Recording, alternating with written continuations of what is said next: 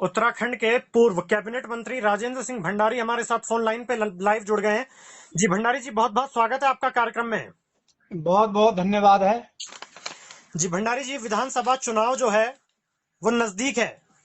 विधानसभा चुनाव होने जा रहे हैं। सभी राजनीतिक दल भी एड़ी तो चोटी का जो जोर है वो लगाने लग गए हैं। जी तो क्या विधायक जी, इस बार कांग्रेस पूर्व की भांति वापसी कर रही है सत्ता में? क्या लगता है? देखिए, विकास एजेंडा होगा चुनाव का, बेरोजगारी एजेंडा होगा चुनाव का, महंगाई एजेंडा होगा चुनाव का। इन लोगों ने अपने 4 साल 5 साल के दौरान क्या उपलब्धियां की है, क्या लोगों को सुविधाएं दी है, कितना लोगों को रोजगार दिया है, किस तरह से ये लोग कोरोना से लड़े हुए हैं। इन मुद्दों के आधार पर जो है, सिद्धांतों और मुद्दों के आधार पर कांग्रेस चुनाव लड़ेगी और पूरे प्रदेश में, पूरे देश में ही बदलाव की लहर है। एक उत्तराखंड में नहीं, पूरे देश में बदलाव की लहर है। और निश्चित रूप से भाजपा की कथनी और करनी में बहुत अंतर है।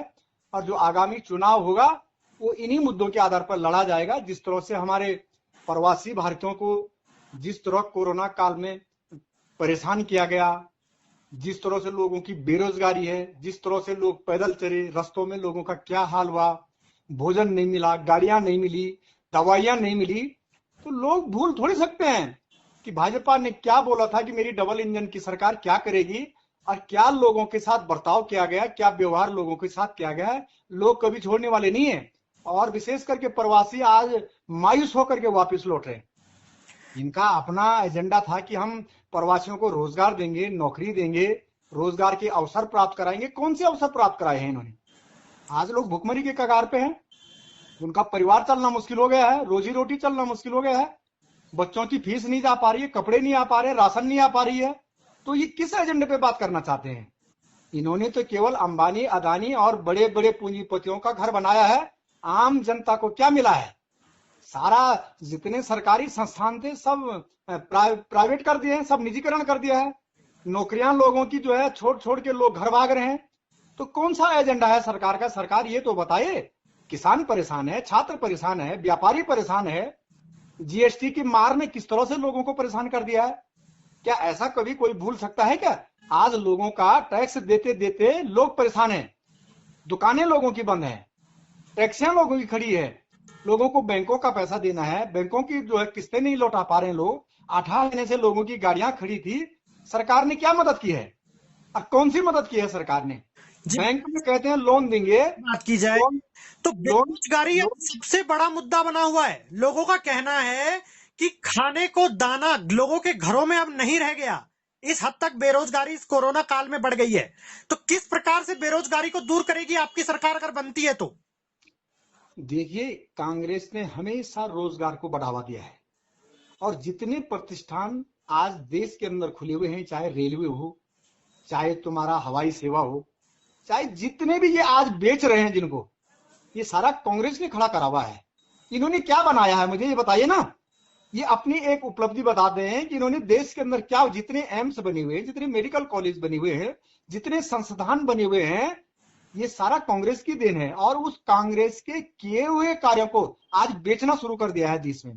कांग्रेस कर्मचारियों के हित में रही है, व्यापारियों के हित में रही है, छात्रों के हित में रही है। कांग्रेस ने बड़े स्तर पे, बड़े पैमाने पे देश में रोजगार के अवसर प्राप्त किए हैं और लोगों को रोजगार दिया है। जितने लोग आज रोजगार लिए बैठे हुए हैं, जितने लोगों की रोजी रोटी आज चल रही है, ये सब कांग्रेस की तो देन है। हम ऐसा थोड़ी, हम तो आंकड़ों के आधार पर बता रहे हैं कि इस देश के अंदर अगर रोजगार का किसी ने अवसर प्राप्त किया है तो वो कांग्रेस ने करा है। ये तो कह रहे हैं पकोड़े तलो, ये तो कह रहे हैं झाड़ू मारो, ये रोजगार में आता है। अरे भाई, पकोड़े तलना, झाड़ू मारना, ये क्या रोजगार में आता है क्या? देश की जनता को तुमने सपने दिखाए थे, बड़े बड़े सपने दिखाए थे, डबल इंजन की सरकार बनेगी तो लोगों का जीवन स्तर ही बदली हो जाएगा। क्या मिला लोगों को? मायूसी। नोटबंदी तुमने कर दी, जीएसटी तुमने लागू कर दिया है, देश में निजीकरण तुमने शुरू कर दिया, लोगों को रोजी रोटी को ले दर दर भटकना पड़ रहा है। सारे जितने भी हमारे कंपनियां थी सारी छोड़ छोड़ करके भाग जा रही है और आप अपनी उपलब्धियां गिना रहे हैं। एक अदानी और अंबानी का कई हजार करोड़ उनकी आमदनी बढ़ गई है 4 सालों में। ये कैसे हुआ भाई? गरीब तो पाताल में चला गया है, गरीब का तो बुरा हाल हो गया, शाम को खाने के लिए दाने दाने के लिए मोहताज बना हुआ है। और इस देश का पूंजीपति दुनिया की बड़ी बड़ी फोर्ब्स की लिस्ट में आता है कि अंबानी का जो है पहले दूसरे तीसरे नंबर पर अमीरी में आ गया है। जी अरे बिल्कुल जी। लोग देश उत्तराखंड में छोड़ छोड़ के भागते हैं, देश का पैसा लेकर के, माल्या से लेकर के नीरव मोदी तक जो है भारत का पैसा लेकर के, लूट लेकर के सारे बैंकों को डुबो करके विदेशों में बैठे हुए हैं। क्यों नहीं ला रहे हैं इनको? जी इनको आसाम पकड़ के लाएंगे। जी। ये अगर उत्तराखंड में स्वास्थ्य सेवाओं की बात की जाए तो रोज प्रत्येक मीडिया चैनल पर तस्वीरें निकल करके सामने आती हैं कि उत्तराखंड के दूर दराज के क्षेत्रों से लोगों को डंडी कंडी के सहारे, आज के डिजिटल इंडिया के युग में भी लोगों को डंडी कंडी के सहारे अस्पताल पहुंचाया जा रहा है। आखिर कब तक चलेगा? इनका तो digital India, startup India, make in India, इनके तो कई तरह के हो गए हैं। और धरातल पे क्या उतरा ये बताओ ना। आज हमारे, आप जोशीमठी की मैं बात करना चाहता हूं, 12-15 किलोमीटर लोग पैदल चल रहे हैं। भालू जब हमला कर रहा है तो लोग डंडी में ला रहे हैं। कोई बीमार हो रहा है उसको लोग डंडी में ला रहे हैं और ये कहते हैं कि हमने बहुत कुछ कर दिया। क्या कर दिया तुमने? आप मुझे बताइए ना, आपने क्या? हमारे जमाने में, कांग्रेस के जमाने में पल्ला जखोला में एक बहन को जो है भालू ने काट दिया। मैं हेलीकॉप्टर लेकर के स्वयं गया, उठा करके देहरादून ले गया, महंत इंद्रेश अस्पताल में मैंने इलाज कराया। मैंने स्वयं इलाज कराया, उनको 1 रुपया नहीं पड़ा है। इन्होंने कौन सा काम कराया है? हमारी माँ बहनें सड़कों में डिलीवरी हो रही है, सड़कों में डॉक्टर नहीं है, अस्पताल खाली पड़े हुए। हमारे जो है सारे जो है परिवर्तन करो यहां से।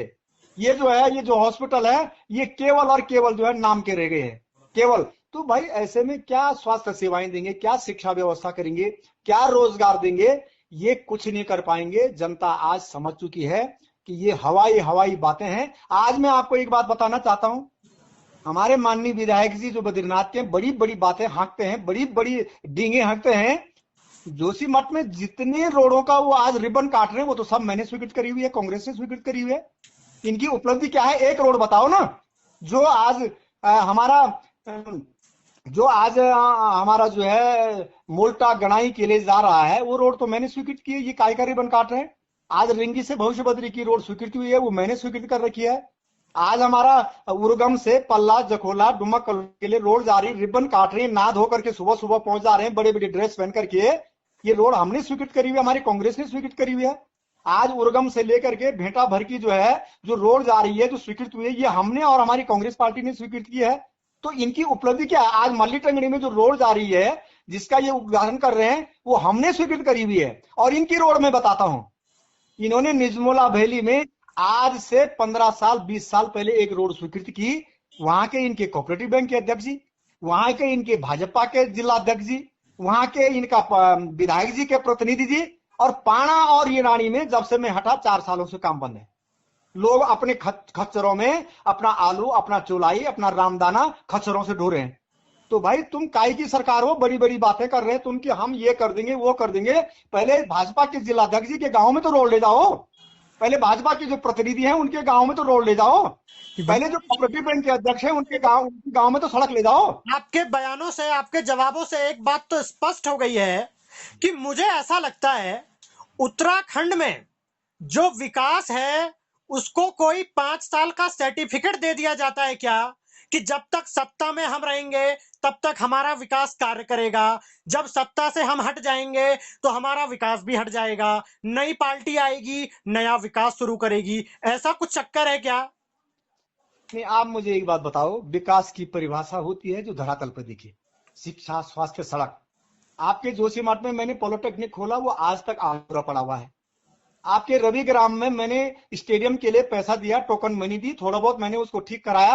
वो 2-2 बार वहां जा करके घोषणा कर चुके हैं, क्यों नहीं बना रहे उस स्टेडियम को? जोशीमठ की सब में बड़ी जरूरत है वहां पर हमारा स्टेडियम बनना, रवि ग्राम में क्यों नहीं बना रहे?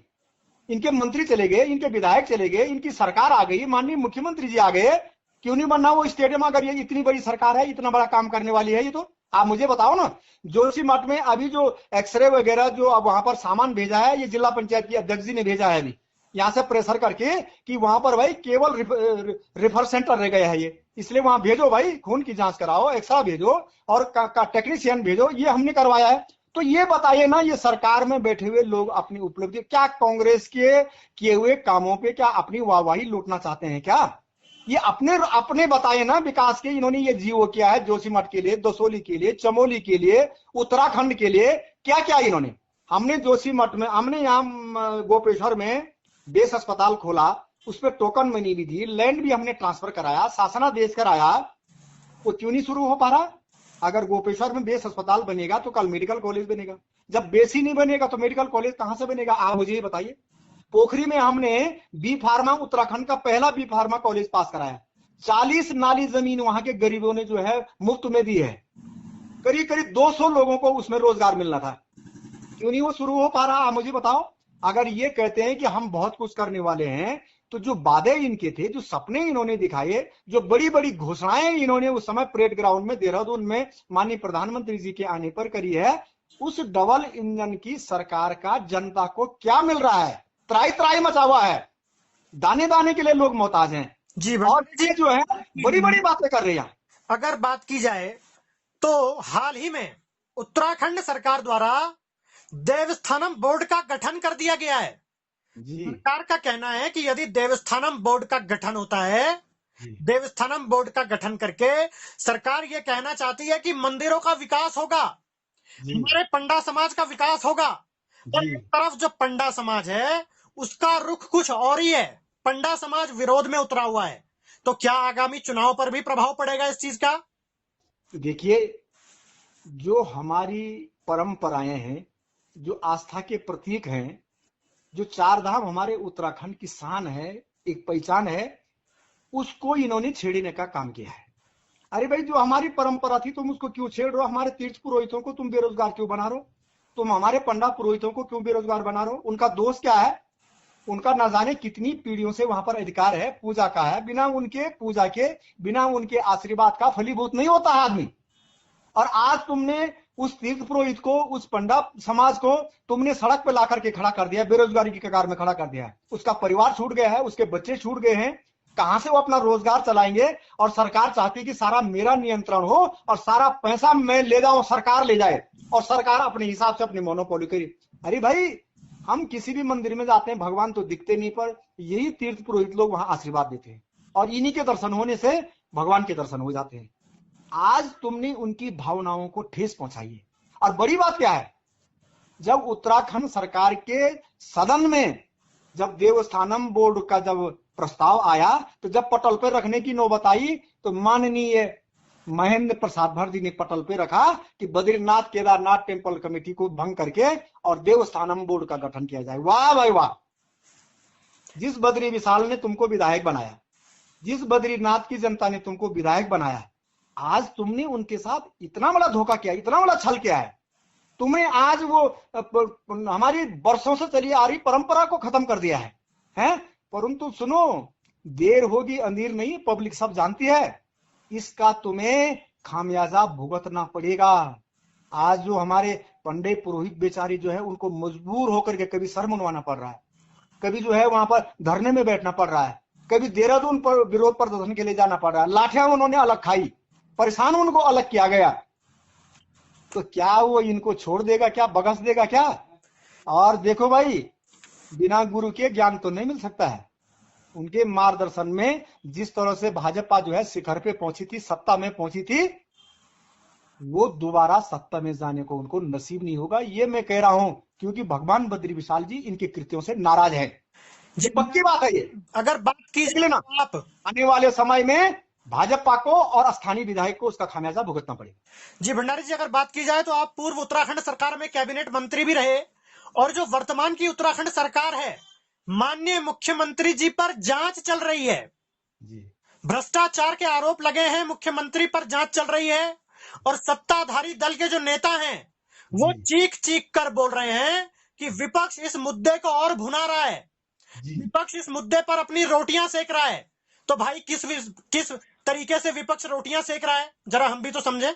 देखिए, जब कोई नेता कांग्रेस में रहता है तो वो भ्रष्टाचारी होता है, और जब बीजेपी में जाता है तो वो वॉशिंग मशीन से धुल करके पाक साफ हो जाता है। हमारे कांग्रेस के 8-8, 10-10 बड़े बड़े कद्दावर नेता जब कांग्रेस में थे तो वो साफ पे आरोप थे, आपदा में इन्होंने पैसा खा दिया, स्कूटर में इतना पैसा कर दिया, पॉली हाउस खा दिया, सब भ्रष्टाचार में डूबे हुए थे। आज बीजेपी में गया तो देश के अंदर उनके बराबर ईमानदार और इनके वफादार कोई हो ही नहीं सकता है। ये भाजपा है, ये सर्टिफिकेट देगी देश में ईमानदार कौन होगा, बेईमान कौन होगा, हिंदू कौन होगा, मुसलमान कौन होगा, ये सर्टिफिकेट देंगे तब देश में चलेगा। और आज आप देखो ना, अब माननीय न्यायालय का जो निर्णय होगा वो तो सबको मान्य होगा ना। अब न्यायालय में हमारी पार्टी ने स्टैंड लिया है। कल हमारे प्रदेश प्रभारी, प्रदेश अध्यक्ष जी, पूर्व मुख्यमंत्री जी सबने बैठक की है। वो आज राज्यपाल जी के यहाँ कूच कर रहे हैं, घेरपा कूच कर रहे हैं। पार्टी का स्टैंड क्लियर है कि माननीय न्यायालय के निर्णय का जो है पालन होना चाहिए। और हम ये भी मानते हैं कि भाई भाजपा पर लगे हुए आरोप तो जो है कुछ नहीं होगा। कांग्रेस जो है भ्रष्टाचारों में डूबी हुई है, जो बाहर बैठी हुई है। तुम बोला था ना कि हम काला धन लाएंगे, हम भ्रष्टाचारियों को जेल पहुंचाएंगे। कांग्रेस ने देश लूट लिया। कितने कांग्रेस के लोग भ्रष्टाचार में जेल गए हैं? मैं आपसे माननीय पत्रकार जी, मैं आपसे भी पूछना चाहता हूं, कितने लोग कांग्रेस के भ्रष्टाचार में जेल गए हैं? कितनों का काला धन उजागर हुआ है? कौन से कांग्रेस का नेता का जो है विदेशों में, स्विस बैंकों में काला धन है? ये बोलने वाले हैं, भड़काने वाले हैं, भावनाओं को भड़का करके, और ये जो है सांप्रदायिकता भड़का करके ये मंदिर मस्जिद के नाम पर वोट मांगना चाहते हैं। और ये इनकी नीति है। ये आम जनता के, गरीबों के साथ कभी खड़ा नहीं हो सकता। चलिए भंडारी जी, ये तमाम बातचीत तो राजनीति पर हुई। एक अंतिम प्रश्न आपसे लेंगे। विधानसभा चुनाव जो है वो नजदीक है। क्या इस बार विधानसभा, बद्रीनाथ विधानसभा से आप अपनी दावेदारी ठोकने के विचार में हैं? देखिए, जनता का और पार्टी का जो आदेश होगा हम उसका पालन करेंगे। और मैंने पहले भी सेवा की है बद्रीनाथ विधानसभा की। दोबारा पार्टी आशीर्वाद देगी, चुनाव लड़ाएगी तो बिल्कुल लड़ेंगे। हमारी पार्टी का आशीर्वाद होगा तो बिल्कुल चुनाव लड़ेंगे। और हम तो जो काम हमने किए हैं उन विकास के आधार पर हम लोगों के पास जाएंगे कि आप तुलना कीजिएगा कि 5 साल पहले जब मैं था तो मैंने क्या काम किए, क्या डेवलपमेंट किए। जो 5 साल की अब की लोकप्रिय सरकार है, जो विधायक निधि में अपना विकास मान नहीं कि मैंने 2 लाख यहां दे दिए, मैंने 1 लाख। अरे भाई, विधायक निधि तो जनता की है भाई। तुम विधायक निधि को अपनी उपलब्धि मान रहे हो क्या? ये तुम्हारा पैसा है क्या? विधायक निधि जनता का पैसा है, कार्यकर्ता का पैसा है। तुम उसको अपनी उपलब्धि मान रहे हो क्या? वो तुम्हारी उपलब्धि नहीं है। तुम्हारी उपलब्धि है शिक्षा, सड़क, स्वास्थ्य, medical college, inter college, degree college. तुमने 5 सालों में कौन सा इंटर कॉलेज खोला है, कौन सा हाई स्कूल खोला है, कौन सा पॉलिटेक्निक खोला, कौन सा इंजीनियरिंग कॉलेज खोला है? गोपेश्वर में नर्सिंग कॉलेज हमने खोला है, गोपेश्वर में इंजीनियरिंग कॉलेज हमने खोला है, बेस अस्पताल हमने स्वीकृत कराया है, जोशीमठ का पॉलिटेक्निक, पोखरी का पॉलिटेक्निक हमने शुरू कराया है, पोखरी में स्टेडियम हमने बनाया है। आप बीजेपी के लोग एक उपलब्धि तो जनता को बताओ, तुमने क्या किया है? तुम केवल लोगों को बड़ी बड़ी बातें करके, अभी अभी आपने देखा होगा दसोली में, फरसान फाट में माननीय विधायक जी गए और किस तरह से गांव के लोगों को जो है मारपीट करवाई है। लोगों को धमका रहे हैं कि तू कांग्रेस वाला है। अरे कांग्रेस वाले का विधायक कौन सा है? मैं पूछना चाहता हूं। मैं महेंद्र प्रसाद भट्ट जी से पूछना चाहता हूं कि कांग्रेस वालों का विधायक कौन है? पहले नाम बता करके बताओ। और अगर वो कांग्रेस का है तो मार दोगे उसको, हाथ पांव तोड़ दोगे तुम उसको? मैं तुम्हारा नौकर हूं। अरे नौकर हो तुमने जनता से वोट मांगा है, और जो वोट मांगता है वो जनता का नौकर होता है, वो सेवक होता है। वो तुम अपनी मर्यादा भूल गए क्या? तुम एक बेरोजगार को, जो बेचारा अपने गांव के लिए मांग रहा है कि भाई मेरे गांव का विकास क्या क्या, अपने 4 सालों में क्या उपलब्धि है, तुम उसके साथ मारपीट करने के लिए तैयार हो गए हैं। इसका खामियाजा भुगतना पड़ेगा भाजपा को, विधायक जी को। और आने दो ना चुनाव तो आने दो। लोग अभी चुप हैं, किसी को विधायक निधि चाहिए, किसी को कुछ चाहिए, किसी को, इसलिए लोग चुप है। जैसे ही चुनावों की घोषणा होगी, इनको अपने किए हुए का खामियाजा तो भुगतना ही पड़ेगा। इसमें जनता इनको माफ करने वाली नहीं है। और आज मैं प्रवासी भारतीयों से भी कहना चाहता हूं, उत्तराखंड बेरोजगारों से, हम क्षमा चाहते हैं आप लोगों से, हम आपकी मदद नहीं कर पा रहे। जिस तरह से आप मायूस वापस लौट रहे हैं, जिससे आपका परिवार परेशान हो रहा है, फीस नहीं दे पा रहा, राशन नहीं ले पा रहा, कपड़े नहीं ले पा रहा, हमारी सरकार आएगी तो निश्चित रूप से हम आपकी मदद करने की कोशिश करेंगे। और चमोली की जनता से, उत्तराखंड की जनता से भी मैं ये निवेदन करना चाहता हूं, कांग्रेस लौटेगी तो विकास के आयाम प्रतिस्थापित करेगी, विकास के आयामों को धन्यवाद तमाम बातचीत के लिए। नमस्कार।